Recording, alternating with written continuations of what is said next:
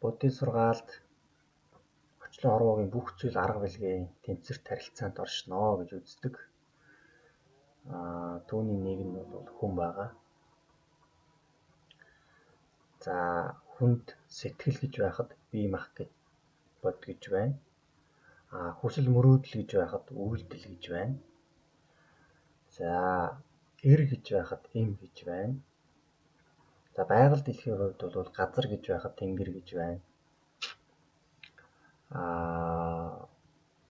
За хүний хувьд тэнэг хүн гэж байхад ухаантай хүн гэж байна ч гэдэг юм уу. Ингээд бүх зүйл арга билгийн тэнцвэрт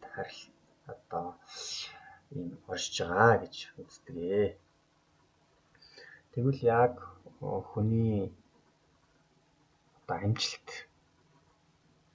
үр бүтээлтэй байдлын хувьд энэ тэнцвэрт байдал яаж оршдог вэ гэдгийг бодож үзээд би нэг ийм амжилтын мод гэдэг нэг ийм зураг гаргасан юм л да. Нэгэнт хорвоо дэлхий бүх зүйл арга билгийн тэнцвэрт харилцаанд оршдог юм бол хүний гаргаж байгаа амжилт бүтээлийг жимсээр төсөөлөөд нөгөө арга билэг хоёр маань хаана байх вэ гэж үзэх юм бол сэтгэл гэж байгаа энэ хэсэг маань бэлэг тал нь үйлдэл нь бол энэ модыг ургуулагч, модны мөчир салаа, модны их бий байх юм байна. Энэ арга бэлэг хоёрын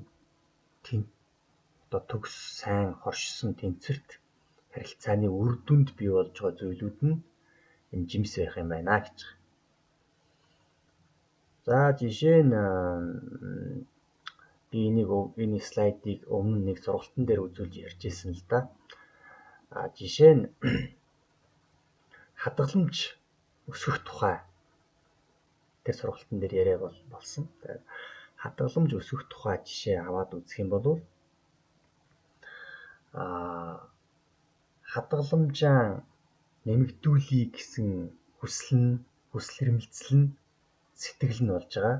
Бодитоор хадгаламжаа хийх нь үйлдэл тал нь болж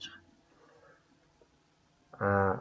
Сургалтын дээр байсан тэр хүн яаж ярьж ирсэн бэ гэхээр хадгаламж хийхийг үнэхээр их хүсдэг боловч би хадгаламж хийж чадахгүй байна. Энэ үр дүн минь алин маань сайн урахгүй байна. Мөнгө бол яаж өргөччээд байна гэдэг ийм асуудал ярьж ирсэн. Тухайд юу гэж зөвлөж ирсэн бэ гэхээр хадгаламж хийсэн энэ бодол итгэл үнэмшил нь буруу байгаагаас болоод хадгаламж чинь бодитойгоор энэ үр дүн гарахгүй байна гэдэг тайлбарыг тэр хичээл дээр ярьсан л да. Яагаад гэвэл тэр хүн өөрөө би үрлэгэн гэдэг ийм бодолтой, тийм итгэл үнэмшилтэй байгаа. Мөнгө надад ер нь их тогтдоггүй. Мөнгө ингээд өргөдчихэд байдаг гэсэн тийм өөрөө итгэл үнэмшилтэй, тийм бодолтой. Тэгээд яаж байгаа вэ гэхээр цалин буухаас сарын өмнөөс эхлээд тийм ч юм худалдаж аавна, тийм ч юм хямдарсан байна. Нүүрний тос дуусж байна. Хүүхдэдтэй тийм авч өгнө, тиймний зээлээ төлнө, төлбөрөө төлнө гэх мэтлэнгийн мөнгө өрөх тухай маш их бодол боддог.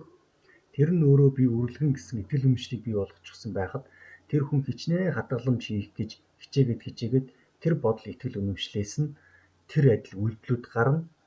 Тэр адил үйлдэлүүдээс тэр үр жимсийг л тэр хүн хүртэж байгаа. Хадгаламжгүй гэдэг тэр үр жимсийг хүртэж байгаа. Тэгэхээр амжилттай байя гэж үдвэл эхлээд энэ сэтгэлгээг нөгөө арга билгийн маань бэлэг тал болж байгаа. Сэтгэл, бодол, итгэл үнэмшлийг өөрчлөн тэрний дараа үйлдэлээ өөрчлөн тэгээд тэрнээс үр дүн хүртэх юм байна гэж. Сэтгэл гэдгийг модоор бол үндэс гэж үзэж байгаа юм л да. Сэтгэлд нь ингээд бодол орж байна, төсөөлөл, зам төлөв, ааш, авир, мэдрэмж, за тэгээд бүр итгэл үнэмшлүүд бол ингээд энэ бүгд сэтгэлүүдэд итгэл үнэмшил хамааралтайгаар оролцож байгаа. Тэрний дараа үйлдэл энэ хоёр арга бэлэг адил төгс сайхан хосолж ээж бид нар энэ сайхан үр жимсийг хүртэх юм байна гэж. За ингээд энэ удаагийн подкастаас олчхон дуусгая. Анхаарал тавьсанд баярлалаа. Дараа дахин уулзах гэж найдаж байна.